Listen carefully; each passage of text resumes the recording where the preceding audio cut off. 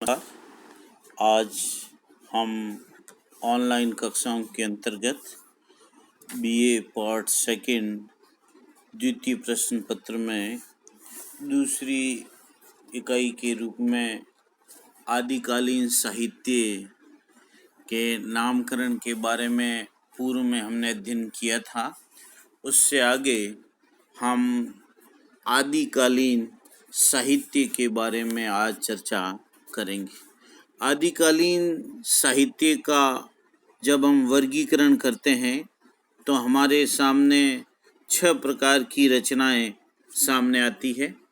वो 6 प्रकार की रचनाएं इस प्रकार है: सिद्ध साहित्य, जैन साहित्य, नाथ साहित्य, रासो साहित्य, लौकिक साहित्य और गद्य साहित्य। ये 6 प्रकार का वर्गीकरण हमारे सामने आता है कि आदिकालीन साहित्य में सिद्धों की रचनाएं, जैनों की रचनाएं, नाथ संप्रदाय की रचनाएं, रासो साहित्य, लोक से संबंधित लौकिक साहित्य और गद्य साहित्य, इस तरीके से 6 रचनाएं हमारे सामने आती हैं। सबसे पहले हम आदिकालीन साहित्य में सिद्ध साहित्य के बारे में बात करते हैं। सिद्ध जो 84 सिद्ध हुए हैं, उन सिद्धों की रचनाओं को हम 3 भागों में बांटते हैं: नीति या आचार संबंधी साहित्य, उपदेशपरक रचनाएं और साधना संबंधी रहस्यवादी रचनाएं। इसमें जो प्रमुख सिद्ध कवि हुए हैं उसमें सबसे पहले है सरहप्पा। ये जो इनको सहरयार, सरोज वज्र, राहुल भद्र आदि नामों से भी जाना जाता है और इनका समय 769 ईस्वी माना गया है। विद्वानों ने इन्हें हिंदी का प्रथम कवि स्वीकार किया है। इनके द्वारा रचे गए 32 ग्रंथों में से दोहा कोश इनकी सबसे प्रसिद्ध रचना है। इन्होंने अपनी रचना में पाखंड और आडंबरों का विरोध किया है, गुरु सेवा को महत्व दिया है।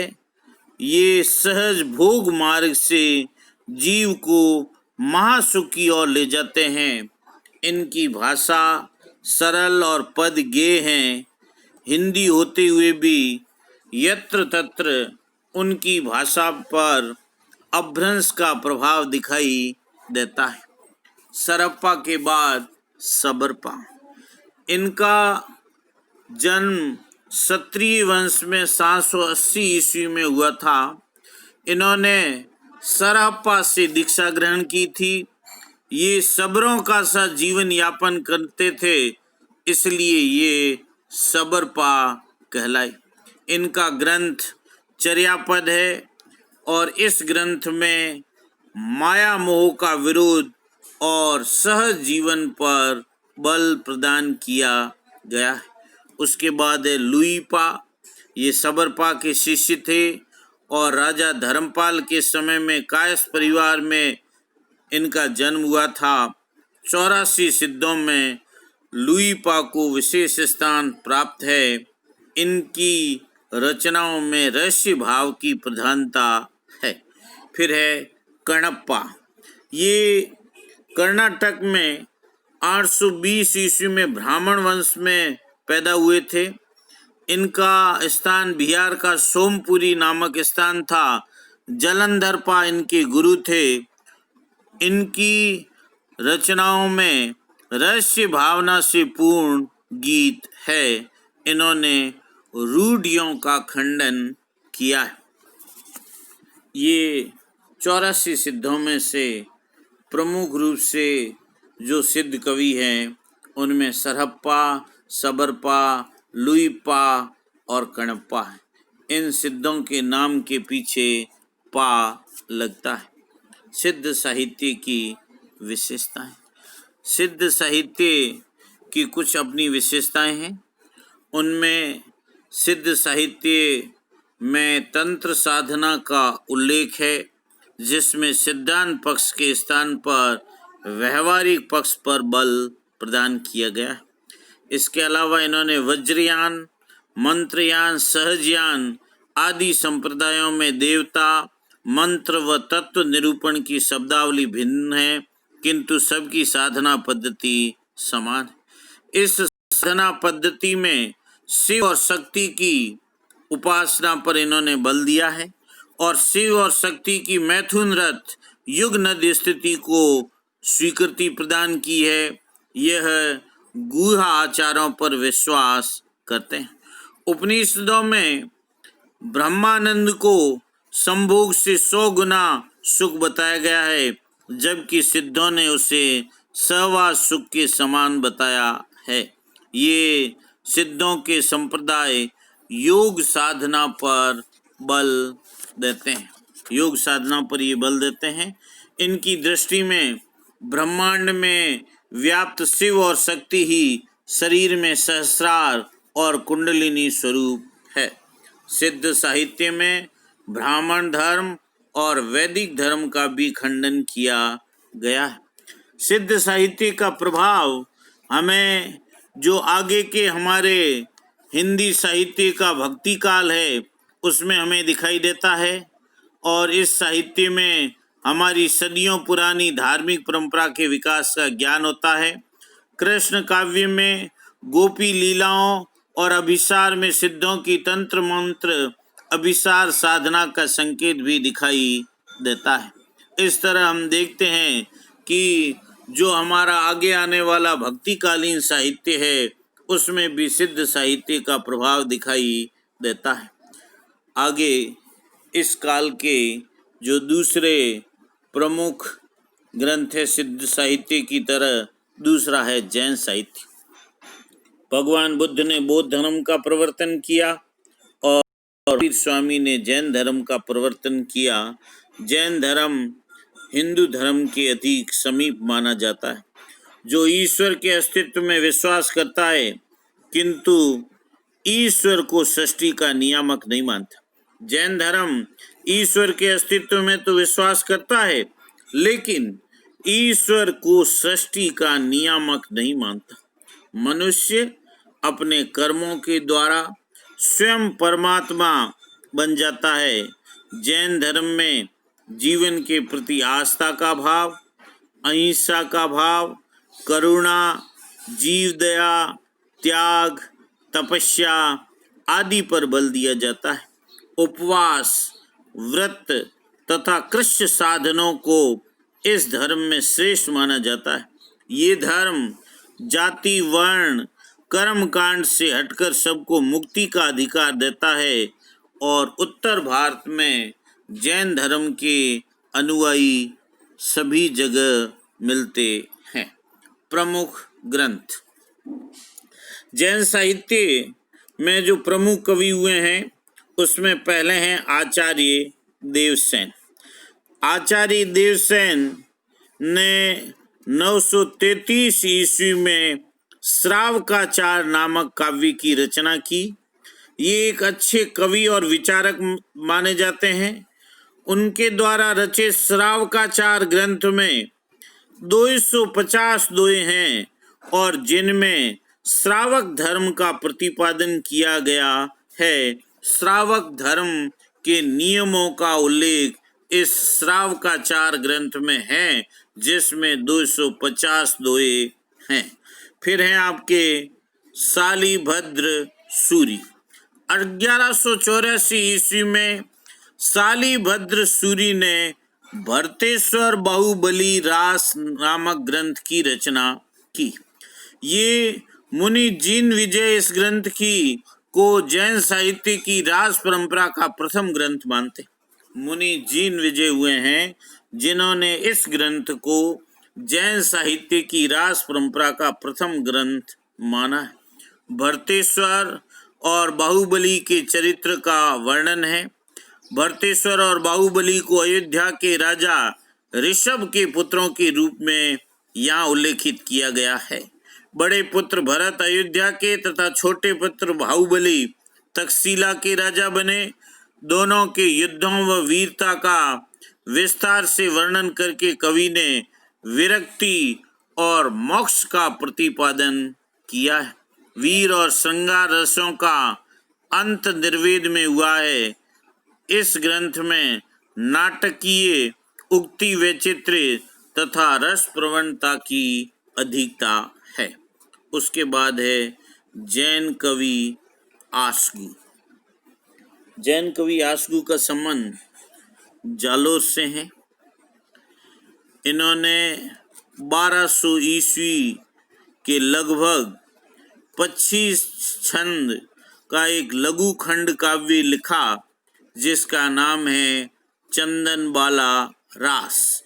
इसमें चंपा नगरी के राजा की पुत्री चंदनबाला का कौशाम्बी के राजा के सेनापति द्वारा अपहरण करके एक सेठ को बेच देने का आख्यान है। काव्य की भाषा पर अपभ्रंश का प्रभाव होते हुए भी उसका मूल रूप हिंदी है। आसगु का संबंध जालोर जिले से है। फिर है विजय सेन सूरी। विजय सेन सूरी ने जो रचना की है वह है रेवंतगिरी रास। ये 1231 के लगभग लिखा गया। इसमें तीर्थंकर नेमिनाथ की प्रतिमा और रेवंतगिरी तीर्थ का वर्णन है।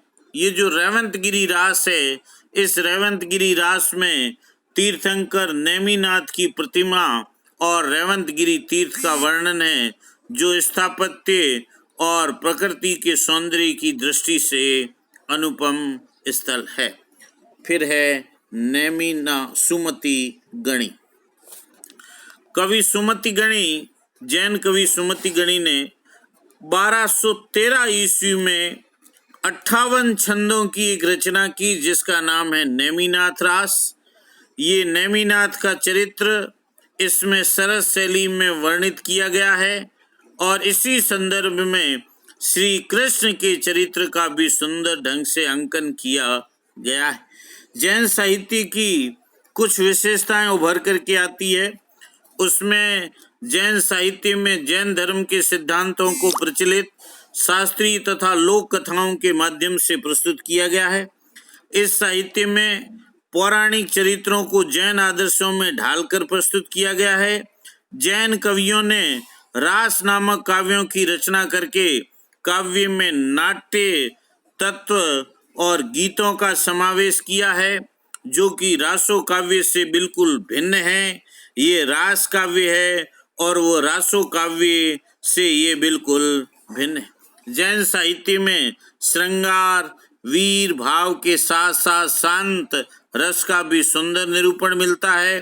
जैन कवियों ने हिंदी भाषा में रचनाएं करके उसे लोक भाषा को साहित्यिक भाषा का रूप प्रदान करने में अनुपम योगदान दिया है। यद्यपि उनकी हिंदी पर अपभ्रंश का भी स्पष्ट प्रभाव हमें दिखाई देता है। स्वयंभू, पुष्पदंत, धनपाल, राम सिंह, हेमचंद्र सूरी और सोमप्रभ सूरी आदि ने अपभ्रंश साहित्य में भी वृद्धि की। तीसरे जो आदिकालीन साहित्य है वो तीसरा है नाथ साहित्य।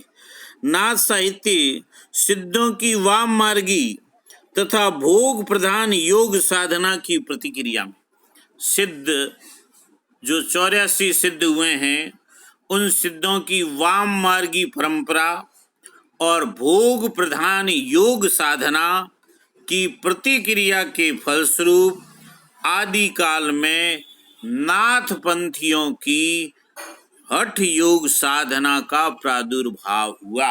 हठ योग साधना का आगमन होने का कारण ही सिद्धों की वाम मार्गी तथा भोग प्रधान योग साधना ही थी और उसके कारण ही नाथ पंथियों की हठ योग साधना का प्रादुर्भाव हुआ। नाथ संप्रदाय का विकास बौद्धों की वज्रयान और सहजयान शाखा से ही हुआ। बौद्धों की जो वज्रयान और सहजयान शाखा है, उस शाखा से ही इस हठ योग साधना का प्रादुर्भाव हुआ। स्वयं गोरखनाथ का नाम 84 सिद्धों में गोरक्षपा के नाम से विद्यमान है। गोरखनाथ ने ही सिद्धों की परंपरा से हटकर के अलग होकर के नाथ पंथ का प्रसार का कार्य किया। वे सिद्धों की वज्रयान शाखा में प्रचलित अश्लीलता और विभत्स विधानों से दूर हिंदू योग साधना में प्रवृत्त हुए। नाथ पंथ ने शैव मत का अनुसरण किया। ये पंथ सिद्धों और संतों के बीच की कड़ी के रूप में माना जाता है। नाथ योगियों ने सिद्धों के साधना मार्ग में संशोधन करके संतों के लिए राजमार्ग तैयार कर दिया। नाथ संप्रदाय पर कौल संप्रदाय की अष्टांग योग पद्धति का भी प्रभाव है। नाथों का प्रभाव भारत के पश्चिमी भाग राजस्थान पंजाब में अधिक रहा है। नाथ पंथ के प्रमुख साहित्यकार, नाथ पंथ के जो प्रमुख साहित्यकार है नौ नाथ माने जाते हैं। उनमें से गोरखनाथ नाथ साहित्य के आरंभकर्ता के रूप में जाने जाते हैं। वे मत्स्येंद्र नाथ के शिष्य थे। गोरखनाथ पंथ के प्रथम गुरु आदिनाथ स्वयं शिव थे। उनके बाद मत्स्येंद्र नाथ तथा उनके आचरण का विरोध करने वाले गोरखनाथ हुए। कहते हैं एक बार मत्स्येंद्र नाथ नारी भोग के विषय आचरण में फंसे हुए थे, जिनका उद्धार उनके शिष्य गोरखनाथ ने किया। मत्स्येंद्र गोरख आया की लोक चर्चा इस कथा की पुष्टि करती है। जाग मत्स्येंद्र गोरख आया, ये इस लोक चर्चा की कथा की पुष्टि करती है। राहुल सांकृत्यायन के अनुसार गोरखनाथ का समय 845 ईस्वी माना जाता है। गोरखनाथ ऐसा माना जाता है कि गोरखनाथ ने 40 ग्रंथों की रचना की थी। डॉक्टर पीताम्बर दत्त बड़थवाल केवल 14 ग्रंथ ही गोरख रचित मानते हैं। उन्होंने गोरखवाणी नाम से एक संकलन भी प्रकाशित किया है। इन ग्रंथों में सबरी, पद, प्राण संकली, शिष्यादर्शन, नरवे बोध, अभय मात्रा जोग, आत्मबोध, 15 तिथि, सप्तवार, मत्स्येंद्र गोरख बोध, रोमावली, ज्ञान तिलक, ज्ञान चौतीसा और पंचमात्रा आदि है। इस तरीके से गोरखनाथ के जो ग्रंथों का संकलन बड़थवाल ने गोरखवाणी नाम से किया है। नाथ साहित्य की कुछ विशेषताएं उभर कर के सामने आती है। पहली, नाथ साहित्य में ईश्वरवाद की स्वीकृति है। दूसरा, संप्रदाय सिद्धों की भोग साधना के विरोध में हठ योग साधना का समर्थक है, जिसमें मन और शरीर की शुद्धि ब्रह्म की प्राप्ति का प्रयास किया जाता है। नाथ साहित्य में इंद्रिय निग्रह, वैराग्य, गुरु कृपा, नाड़ी साधन, कुंडलिनी, इंगला पिंगला सुषुम्ना की साधना, चट शक्र साधना, अनहद नाद, सहस्त्र दल, कमल, ब्रह्मरंध्र साधना, शून्य समाधि आदि का प्रचार किया है। हिंदी के संत साहित्य में ये सभी धाराएं नाथ साहित्य में से ग्रहण की गई। नाथों की भाषा पर शब्द अपभ्रंश का प्रभाव नहीं है।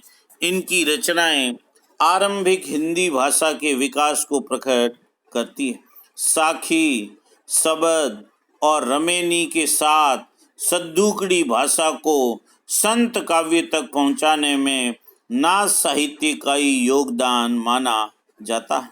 नाथ योगियों ने जाति पाति, बाह्याचार, तीर्थाटन, आडंबर, कर्मकांड की उपेक्षा की और आंतरिक साधना पर बल दिया। हिंदी के संत कवियों ने अपनी अंतः साधना में इसी पद्धति का अनुसरण किया है। नाथ संप्रदाय बौद्धों की एक शाखा से विकसित होकर भी हिंदू शैव मत के अनुकूल आचरण करने के कारण आज भी भारतीय जनजीवन में स्थान बनाए हुए। नाथ साहित्य ने अनाचारी जीवन के प्रति वितृष्णा और सदाचारी की स्थापना का प्रयास किया है।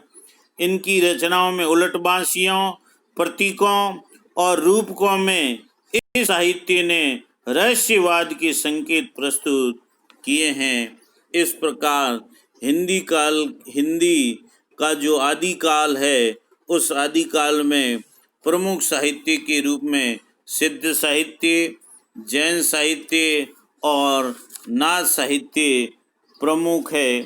अब आगे की क्लास में हम रासो साहित्य, लौकिक साहित्य और गद्य साहित्य के बारे में अध्ययन करेंगे। धन्यवाद।